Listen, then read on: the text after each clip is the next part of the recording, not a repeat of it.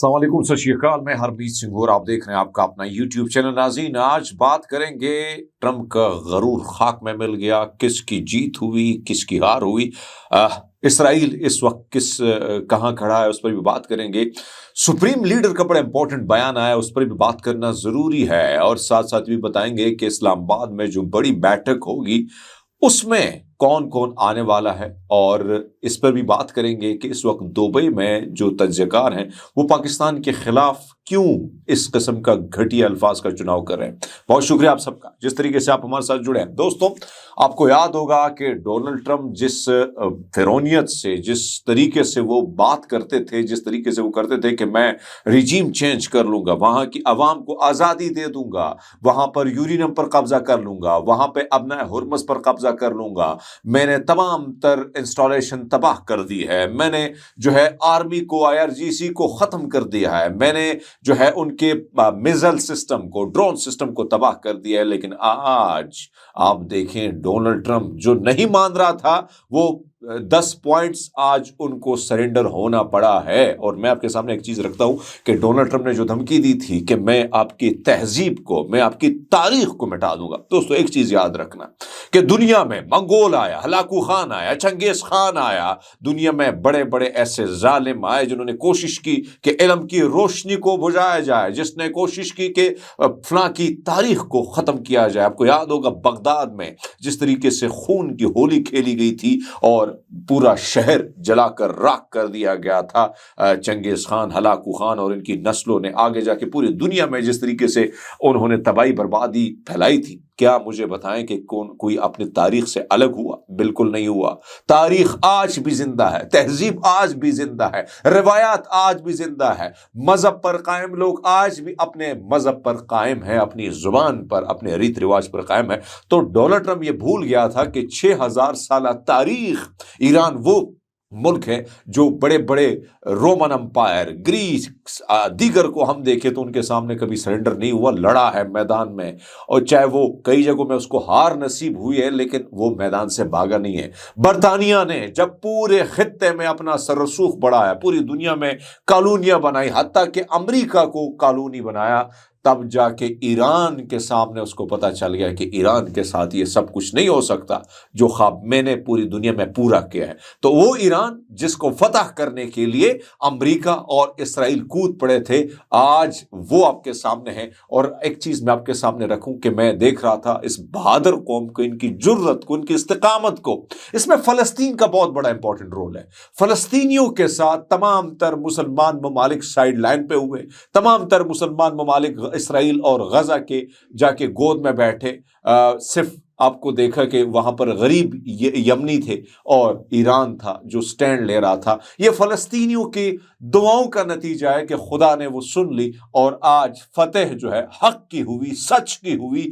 एक तरफ तो मैं ये देख रहा हूं, दूसरे मैंने ये देखा कि जब डोनाल्ड ट्रंप ने धमकी दी कि मैं आपके पुल, आपके इंफ्रास्ट्रक्चर, मैं आपके स्कूल, मैं आपके डैम्स, अब सब कुछ तबाह कर दूंगा, तो ईरानियों ने रबाब उठाया, गिटार उठाया, तराने गाए, अपने मिल्लत के, अपनी कौमी तराने, अपना जज्बा जो है उसको जिस तरीके से पूरी दुनिया के सामने रखा, बच्चों से लेकर बुजुर्गों तक। मैं देख रहा था कि 94 ईयर ओल्ड एक शख्स उठा, कहता मैं अपनी जान देने को तैयार हूं, इस पुल पर खड़ा हूं। और यहां पर छोटा बच्चा भी मौजूद था कि हम इस पुल पर अपनी जान देने को तैयार हैं। अब्बास इराक़ची ने बड़ी खूबसूरत बात की उसमें कि अमेरिका हमारे पुलों को, हमारे अस्पतालों को, हमारे डैम को तबाह कर सकता है, लेकिन याद रखिएगा हम उसको दोबारा बना लेंगे, लेकिन अमेरिका का जो जवाल होगा उसकी तारीख में उसको याद रखा जाएगा। आज वही चीज एक एक चीज सच साबित हो रही है।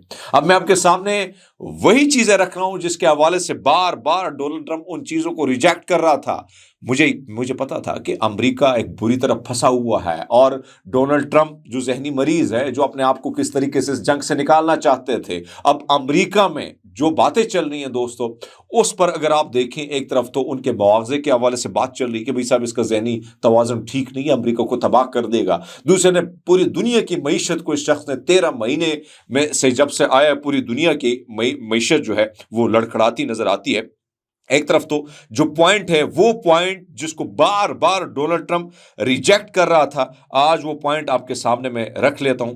पहला पॉइंट, दोबारा हमला जंग, यानी दोबारा हमला जंग ना करने का वादा ईरान ने कहा है। भाई साहब, अपने होर्मस पर ईरान के कंट्रोल को बरकरार रखना, यूरेनियम अफजूदगी को तस्लीम करना। 4 नंबर पॉइंट है तमाम तर बुनियादी पाबंदियों का खात्मा, तमाम सानवी पाबंदियों का खात्मा। 6 नंबर पर अक़वाम मुत्तहिदा की सलामती कौंसिल की तमाम तर करारदादों का खात्मा, बोर्ड ऑफ गवर्नर्स की तमाम तर करारदादों का खात्मा, ईरान को मुआवजे की अदायगी, खित्ते में अमरीकी जंगी अफवाज का इनखला, तमाम महाजों पर जंग का खात्मा, बशमूल लिबनान में फौरी जंग। ये बड़े इंपॉर्टेंट 10 नंबर पॉइंट्स है। वो ये नहीं कह रहा कि सिर्फ मुझ पर, नहीं नहीं नहीं भैया, आपने लिबनान पर जो जंग शुरू की उसको भी खत्म करना होगा, हमारी प्रॉक्सीज को भी महफूज ठिकाना देना होगा। ये कौन कह रहा है? ईरान कह रहा है। अब इस पर बड़ी इंपॉर्टेंट चीज मैं आपके सामने रख लेता हूं कि वो पॉइंट थे जिसको डोनाल्ड ट्रंप रद्दी की टोकरी में फेंक रहा था। फिर डोनाल्ड ट्रंप को एक ट्वीट लिख कर देना पड़ा। मुझे इस बात पे भी फख्र है कि मेरा पाकिस्तान, बेशक ये वज़ीर आज़म फॉर्म 47 का है, ये अवामी नुमाइंदा बिल्कुल नहीं है, ये मुसल्लत करदा वज़ीर आज़म हम सब पर है, लेकिन जब कुर्सी की बात आ जाए, जब वज़ीर आज़म की कुर्सी, मैं उस कुर्सी की इज्जत करता हूं और मैं पाकिस्तान की इज्जत करता हूं। बेशक हम पर बड़ी ट्रोलिंग भी होती है, लेकिन पाकिस्तान ने इसमें एक बड़ा इंपॉर्टेंट गो के मैं ये बात करूं कि डोनाल्ड ट्रंप को छुपने के लिए जगह चाहिए थी, कि वो रास्ता ढूंढ रहा था और वो रास्ता उसे पाकिस्तान के थ्रू मिला। इस वक्त जो ट्वीट है, बेशक वो ट्वीट लिख कर दिया है वज़ीर आज़म को। हालांकि मैं देख रहा था कि इस वक्त दुनिया के बड़े बड़े अखबारात जो है वो बाकायदा क्या कर रहे हैं, इस ट्वीट का मजाक उड़ा रहे हैं। वो कहते हैं ये ट्वीट जो है ये डोनाल्ड ट्रंप की टीम की जानिब से लिखा। मसला ये है कि एक तरफ तो हमारा जो ये नून लीग वाले हैं, ये पढ़े लिखे भी नहीं है बेचारे, और ऊपर से ये कोशिश भी नहीं करते हैं। तो ये ड्राफ्ट वाला मामला जो है, ये अगर एडिट कर लेते तो कम से कम जग हसाई ना होती। बहरहाल ये ट्वीट लिख कर दिया गया, जो भी किया गया। इस वक्त आप देखिए इकोनॉमिक टाइम ने भी इसका मजाक उड़ाया है, दीगर जो है उन्होंने भी मजाक उड़ाया। लेकिन बहरहाल मैं फिर कहूंगा कि पाकिस्तान ने बड़ा इंपॉर्टेंट रोल प्ले किया, जबरदस्त रोल प्ले किया, और कहीं ना कहीं दुनिया में अमन एक हफ्ते दो के लिए आया।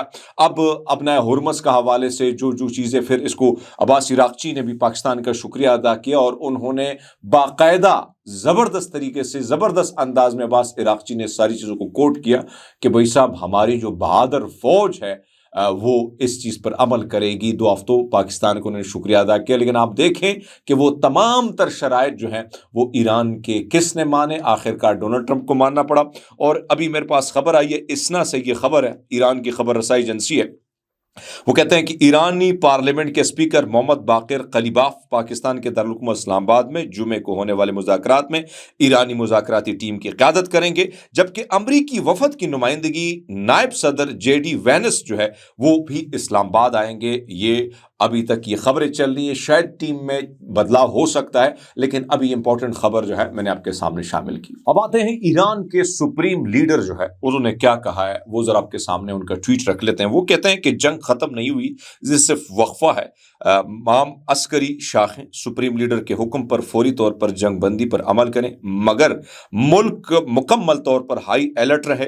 ईरान के सुप्रीम लीडर मुश्तबा खामनाई ने अमरीकी जंग बंदी के मुआहदे के बाद तमाम तर फौजी यूनिट्स को रुक जाने का हुक्म दे दिया। लेकिन ये बात सामने है, बहुत सारे लोग कहते हैं कि शायद 2 हफ्तों में दोबारा जो है अपना सिस्टम एक्टिव कर ले, अमरीका अपनी फौजों को दोबारा तैनात कर दे। ये इतना आसान नहीं है दोस्तों। इतना बड़ा नुकसान जो खलीजी ममालिक को में उठाना उनको पड़ा है, उससे आप अंदाजा लगा सकते हैं कि एक बहुत बड़ा धचका है और इस धचके बाद इतना जल्दी संभाला नहीं जा सकता। लेकिन इसमें सबसे बड़ा मसला इसराइल के साथ हुआ है। नेतन्याहू के साथ कोई बातचीत नहीं हुई, डोनाल्ड ट्रंप ने अचानक छलांग लगाई, और डोनाल्ड ट्रंप के छलांग लगाने के बाद इसराइल हैरान है कि भाई साहब हमसे तो पूछा ही नहीं गया, हमें तो पता है कि भी नहीं गया कि भाई साहब ये जंग जो है हम रुकवाने जा रहे हैं। तो इसराइल इस वक्त परेशान है, बहुत बड़ी परेशानी वहां पे पाई जा रही है। लेकिन इसके साथ साथ मैं अभी आपके सामने एक सेनेटर का जो ट्रंप के बारे में लिखते हैं, वो कहते हैं कि ट्रंप ने अपनाए हॉर्मस का कंट्रोल ईरान को दे दिया। ईरान की अफजूदगी के हक को तस्लीम किया, ईरान के खिलाफ तमाम तर पाबंदियां मुअत्तल कर दी और ईरान को अपने मिसाइल, ड्रोन और एटमी प्रोग्राम बरकरार रखने की इजाजत दे दी। ये ईरान की बहुत बड़ी जीत है दोस्तों, ये मैं नहीं कह रहा हूं, ये वहां का सेनेटर कह रहा है। और इसके साथ साथ मैं थोड़ा सा एक और चीज रखूं कि ईरान को मुज़ाकरात की मेज पर चीन लाया। अमेरिकी सदर डोनाल्ड ट्रंप ने ये बात की कि चीन को अमेरिका यानी पाकिस्तान के बजाय ज्यादा कोशिश चीन ने की। और अमेरिकी सदर डोनाल्ड ट्रंप ने एक ताज़ा बयान में कहा कि ईरान को मुज़ाकरात की मेज पर चीन लाया है। और अमेरिकी सदर ने यह भी कहा कि खबर रसाई एजेंसी के साथ कि ईरान के साथ जंग में अमेरिका मुकम्मल फतह हासिल कर चुका। माशाल्लाह माशाल्लाह, किस वो लेकिन बेचारा अपने आप को सेफ तो करे ना। लेकिन इस सारे सिचुएशन में, इस जंग के इस दो वक्फे की सूरत में मैं देख रहा हूं कि यूए के एक तज्ज़ियेकार ने पाकिस्तान पर बहुत शदीद तनकीद की है। एक तरफ तो मैं हिंदुस्तानी मीडिया देख रहा हूं, वहां की उनके पेट के में जो मरोड़े चल रही हैं वो भी मैं देख रहा हूं। लेकिन ओवरऑल सिचुएशन में अगर ये देखूं कि इस वक्त यूए में क्यों लोग हमारे खिलाफ हैं, जरा इसका ट्वीट सुनिएगा। ये कहते हैं, ये इसका नाम है अमजद ताहा, ट्विटर पर इसने लिखा है कि Pakistan kept the Islamic terrorist regime and Iran alive. This 2-week pause was brought by Pakistan, not Tehran. Pakistan did not even require the regime to stop aggression against the UAE, other Gulf countries and Jordan. We will not forget this backwardness and betrayal. This is the world's biggest mistake. Trusting filthy terrorist, पता नहीं क्या लिखा, आगे जाके थोड़ा blur है।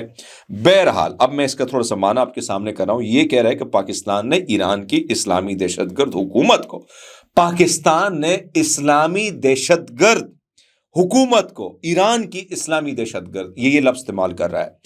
2 हफ्तों का वक्फा पाकिस्तान की तरफ से है, तेहरान की तरफ से नहीं है। ये पाकिस्तान ने 2 हफ्तों का वक्फा दिया है। फिर ये कहता है कि पाकिस्तान ने ईरान से ये मुतालबा तक नहीं किया कि वो मुत्तहिद अरब अमारात, दीगर खलीजी ममालिक के खिलाफ जारियत बंद करें।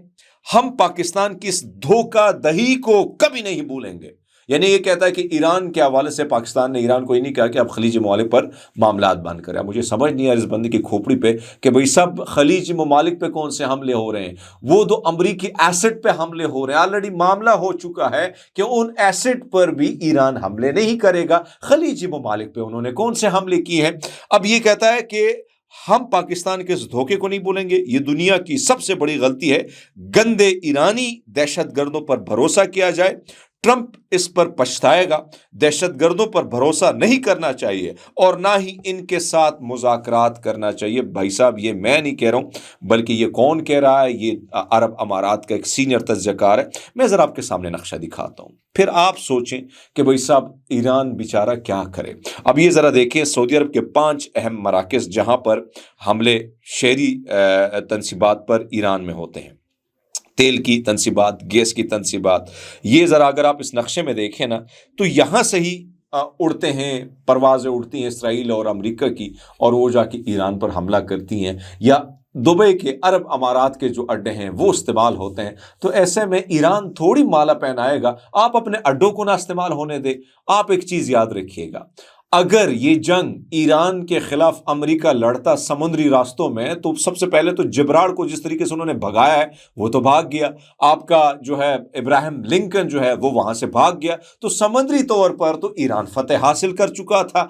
अब मामला जमीनी था, आपने अड्डे दिए, अरब अमारात, सऊदी अरब सब ने अड्डे दिए, और उन अड्डों का इस्तेमाल करके जो है उन्होंने ईरान के बच्चों को मारा, उन्होंने खामनाई को शहीद किया, उन्होंने दीगर उनके जो सबसे बड़े बड़े लीडर थे उनको शहीद किया। तो फिर गुनहगार कौन है? ये जो अमजद ताहा है ना, आपकी फ्रस्ट्रेशन हमें ये दिखाई दे रही कि आप इसराइल के पट्टू हैं, अमेरिका के पट्टू हैं।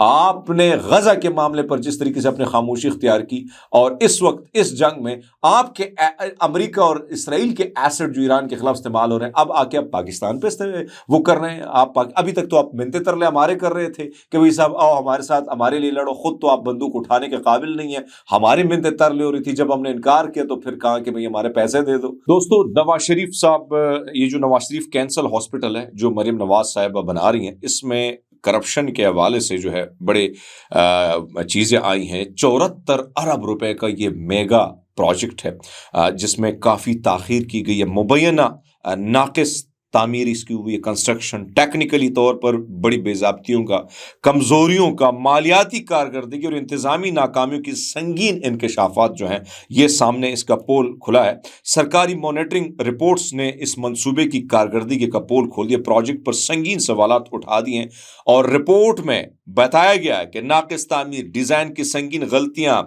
गलत तनसीब और दीगर टेक्निकल खामियां मरीजों के जानों के लिए खतरा है। 15 अरब रुपए जारी होने के बावजूद अरबों रुपए इस्तेमाल ना हो सके और फंड नहीं होने का खतरा पैदा हो गया है। रिपोर्ट के मुताबिक मंसूबे की मालियाती कारकर्दगी इंतहाई कमजोर है।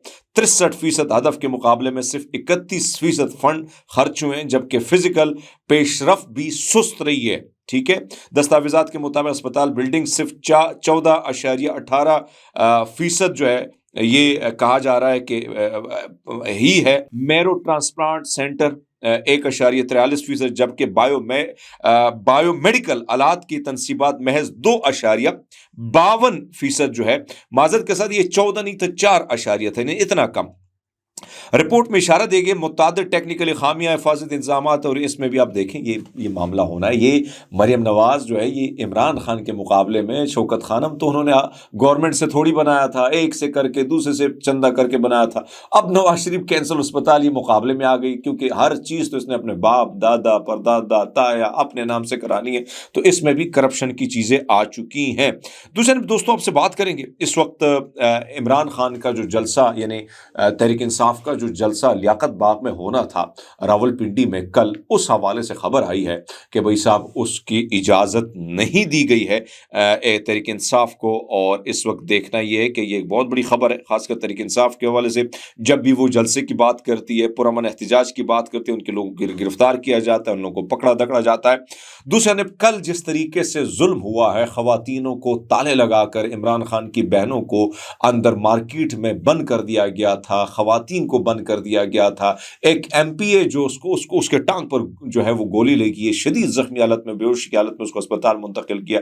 छोटी बच्चियों को घसीटा गया बालों से। आप अंदाजा लगा लें कि सिर्फ उनका कसूर उनकी बहनों का ये है कि वो इमरान खान से मुलाकात करना चाहती हैं। आज कितना अरसा हो गया वो बीमार है, किस हाल में कोई नहीं पता, 3 से 4 महीने हो गए, किसी की मुलाकात की इजाजत नहीं दी जा रही है। और फिर कल बारिश की सूरत में जिस तरीके से उन खवातीन पर तशद्दुद किया, पीटीआई के कारकुनों पर जिस तरीके से जुल्म किया, वो तारीख का एक हिस्सा बनती जा रही है। दूसरे आपके सामने रखें कि अडियाला जेल रावलपिंडी में सुप्रीम कोर्ट में अपील दायर करने के लिए इमरान खान के कानूनी दस्तावेजात जो हैं उस पर दस्तखत का मामला संगीन सूरत-ए-हाल इख्तियार कर गया है। साबिक वज़ीर-ए-आज़म के वकील खालिद यूसुफ चौधरी ने सुपरिटेंडेंट जेल साजिद बेग को सख्त अल्फाज में कानूनी खत अरसाल किया। खत में कहा गया कि सुप्रीम कोर्ट में अपील दायर करने के लिए पावर ऑफ अटार्नी पर दस्तखत जरूरी है, मगर जेल इंतजामिया की जान से मुसलसल रुकावटें डाली जा रही हैं, जो इमरान खान के बुनियादी हक के रसाई बराए इंसाफ की सरी खिलाफ वर्जी है। खालिद यूसुफ जो है वो कहते हैं कि 27 मार्च और 2 अप्रैल को 2 मरतबा अडियाला जेल पहुंचे, ताहम हर बार ताखीरी जो हरबे हैं इस्तेमाल हुए। एक तरफ तो आप देखें ना कि वकला को तक इजाजत नहीं दी कि इमरान खान वहां पे साइन कर सके। सुप्रीम कोर्ट का ऑर्डर होता है, हाई कोर्ट का ऑर्डर होता है, वहां का जेलर उसे रद्दी की टोकरी में फेंक देता है। ये है हमारे मुल्क की पॉलिटिक्स।